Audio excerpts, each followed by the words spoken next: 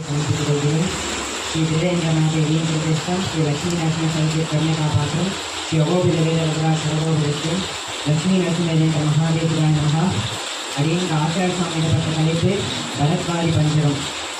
பரத்வாதி பஞ்சகம் என்றால் பரத்வம், அதனுடைய 5 நிலைகள்: பரம், யூகம், விபவம், அந்தர்யாமி, அச்சாவதாரம். விண்மீதிருப்பாய், மலைமேல் நிற்பாய், கடல் சேர்ப்பாய், மண்மீதுழல்வாய், இவற்றெங்கும் அழிந்துரைவாய் அப்படின்ட்டு இந்த பரத்வாதி பஞ்சகம் 5ஐயும் நம்மாழ்வாங்க சொல்றாரு. அதாவது விண்மீதிருப்பாய் வைகுண்டத்தில் இருக்கிறது, மலைமேல் நிற்பாய் அச்சாவதாரமாக இருக்கிறது, கடல் சேர்ப்பாய் திருப்பார்கடலில் எழுந்திருக்கிறார். ஆழ்வார்கள் எம்பெருமானை அப்பாலுக்கு அப்பாலாய் இருப்பவனாகவும் அதே நேரத்தில் தம்மை ஆட்கொள்பவனாகவும் அனுபவிக்கிறார்கள்.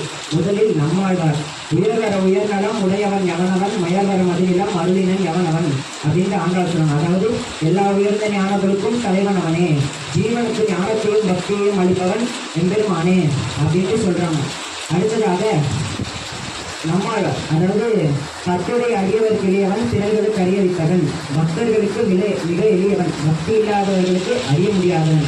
அது மட்டும் இல்லாமல் வேதம் நாராயண பரபிரம்ம தத்துவம், நாராயண பரஹா, நாராயண பரோ ஜோதிராத்மா, நாராயண பரஹா, நாராயணனே பரபிரம்மம் பரஞ்சோதி அப்படின்ட்டு வேதம் சொல்லுது. இதுதான் பரத்தம். இரண்டாவதாக யோகம். எம்பெருமான் திருப்பார்கடலில் எழுந்தருளிக்கும் நிலை.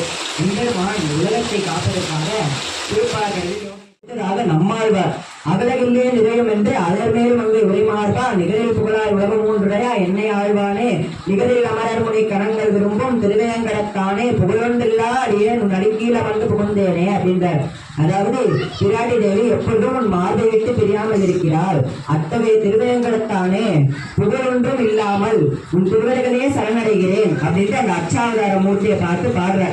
கடைசியாக ஆண்டாள் மாயனை மந்து வரமுதுரை மைந்தனை, தூய பெருநீர் யமுனை துறைவனை, ஆயர் குலத்தினில் தோன்றும் மணிவிளக்கை, தாயை குடல் விளக்கம் செய்த தாமோதரனை, தூயமாய் வந்து நாம் தூமலர் துடித்தொழுது வாயினால் பாடி மனத்தினால் சிந்திக்க, போய பிழையும் புகுதருவான் என்றனவும் தீயினில் தூசாகும் செப்பேரோ ரெம்பாவாய் அப்படின்னார். அதாவது மாயனை மந்து வரமுதுரை மைந்தனை, கண்ணன் வரமுதுல பிறக்கிறான். தூய பெருநீர் யமுனை துறைவனை, அந்த யமுனை எப்படி தூயமாகுதுன்னா கண்ணனோட திருவடி பட்டு கண்ணனுக்கு போறதுக்கோசரம் வழி விடுது.